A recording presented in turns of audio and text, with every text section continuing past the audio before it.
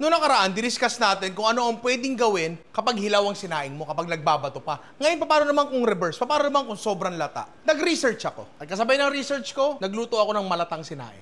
Ang sabi, sa nakita ko, ito nga daw, tinapay. Ang idea daw dito is kapag nilagay mo yung tinapay dyan at tinakpan mo, i-absorb daw ng tinapay yung excess moisture. So ngayon, nakapatay yan, iwan na muna natin dyan, tapos check natin mamaya yung resulta. 30 minutes ang nakalipas.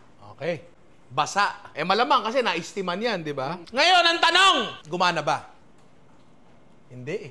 Hindi kasi kaya lumata yung kanin nyo kasi masyado nang maraming nahigop na tubig.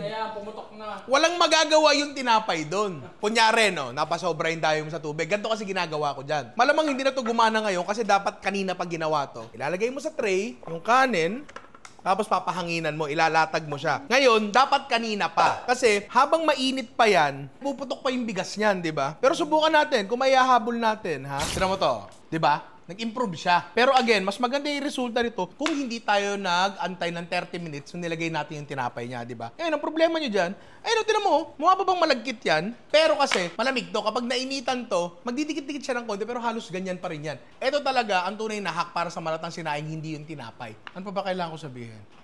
Tinuray merch, available na. Check out nyo. Lagay mo dito. Wala akong suot eh.